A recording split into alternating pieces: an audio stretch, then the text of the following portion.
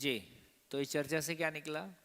इस चर्चा से एक बात ये निकल के आई कि सृष्टि किसने बनाई। तो सृष्टि किसने बनाई? यदि सृष्टि को बनाने वाला होगा, यदि सृष्टि किसी ने बनाई और तो यदि बनाने वाला होगा तो उसको भी कोई बनाने वाला होगा, और फिर जिसने बनाई उसको बनाई उसको भी कोई बनाने वाला होगा। ये एंडलेस सीरीज है। इसका मतलब सृष्टि बनाई कि सृष्टि बनी है? बनी है स्वयं स्फूर्त विधि से। तो खाली स्थान खाली नहीं है, खाली स्थान ऊर्जा स्वरूप है। उसमें होने मात्र से हर इकाई अपनी पात्रता अनुसार ऊर्जित है।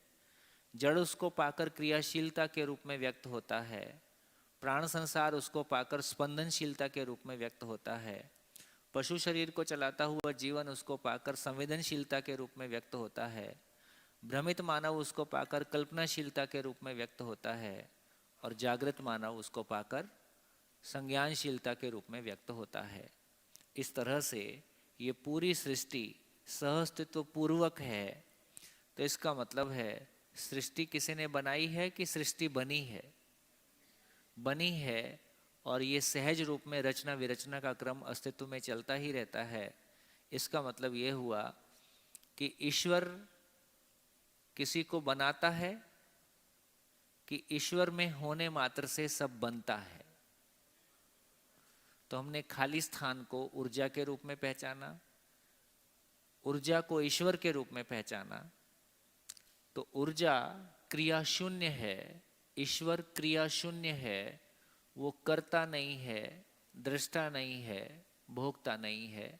क्योंकि करना भी क्रिया है, देखना भी क्रिया है, भोगना भी क्रिया है।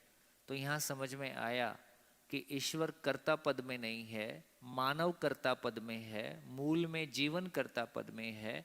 तो मैं ही करता हूँ, मैं ही देखता हूँ, मैं ही सुख दुख को भोगता हूँ।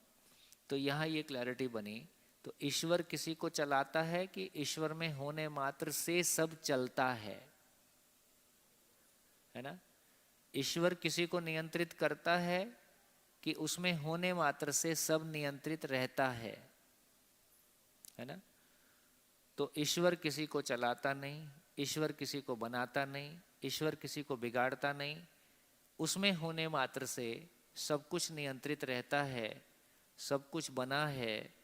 एक ऐसी महिमा जो स्वयं क्रिया शून्य होते हुए समस्त इकाइयों में क्रियाशीलता का आधार है। ऐसी महिमा को हमने, तो मेरे को लगता है कि यहाँ पे ये बात